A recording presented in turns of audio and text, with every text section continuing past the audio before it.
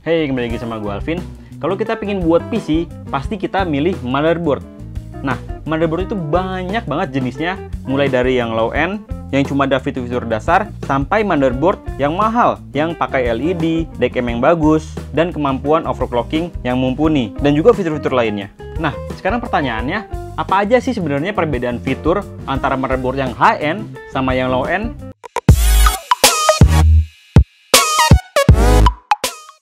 Nah, perbedaan mendasar antara motherboard itu biasanya ada di fiturnya. Salah satunya contoh fitur banyaknya port SATA. Di sini gue ada Mobo Asus M4A89TD Pro USB 3 dengan chipset AMD 890FX Southbridge 850. Nah, motherboard ini itu punya 6 port SATA. Biasanya makin mahal motherboardnya, makin bagus chipsetnya, makin banyak juga jumlah port SATA-nya. Contoh, motherboard dengan chipset Intel H110 punya maksimum 4 port SATA. Sedangkan untuk chipset yang lebih bagus seperti Intel H170 dan Intel Z170 punya maksimum 6 port SATA. Selain jumlah port SATA, biasanya perbedaan lainnya yaitu terlihat di berapa banyak RAM yang bisa lu colok ke motherboard dan juga berapa speed yang didukung oleh motherboard tersebut. Bisa lu lihat di sini ada motherboard yang cuma punya 2 slot RAM dan ada juga yang punya 4 slot RAM. Biasanya makin mahal motherboardnya, makin bagus chipsetnya, makin banyak juga jumlah slot RAM, dan makin cepat speed yang didukung oleh motherboard tersebut. Nah, fitur utama lainnya yang membedakan antar motherboard yaitu berapa banyak jumlah slot PCI-nya. Biasanya makin mahal motherboardnya, makin bagus chipsetnya, makin banyak juga slot PCI-nya. Contoh, slot PCI yang bisa kita colokin buat graphic card. Makin banyak kalau kita pakai motherboard yang bagus. Jadi ya, kalau lu mau pakai 2, 3, atau bahkan 4 graphic card secara sekaligus, ya udah pasti, lu butuh motherboard dengan chipset yang bagus.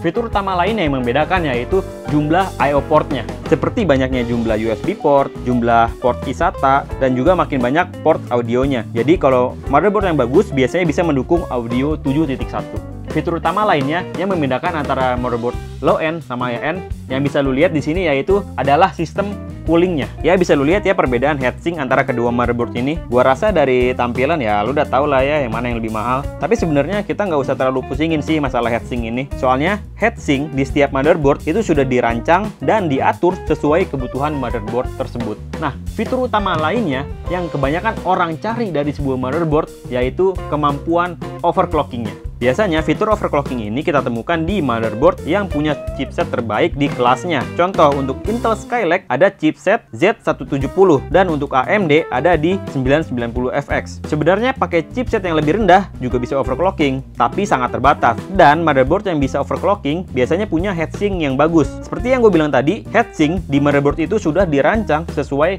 kebutuhan motherboard tersebut. Nah, selain fitur-fitur utama tersebut, ada beberapa fitur yang biasanya cuma ada di motherboard kelas menengah ke atas, seperti DCM yang bagus.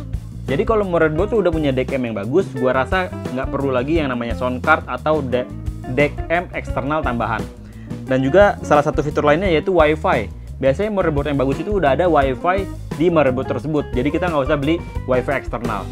Terus fitur tambahan lainnya seperti dual BIOS dan M.2 slot. Nah, M.2 slot ini karena bisa dibilang slotnya masih baru atau teknologi masih baru, jadi masih belum banyak motherboard yang support M.2 slot.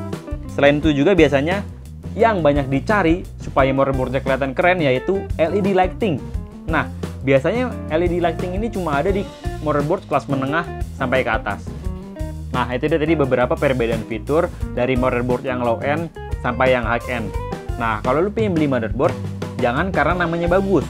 Contoh, wah bagus nih MSI Bazooka, Gigabyte Sniper, atau Asus ROG.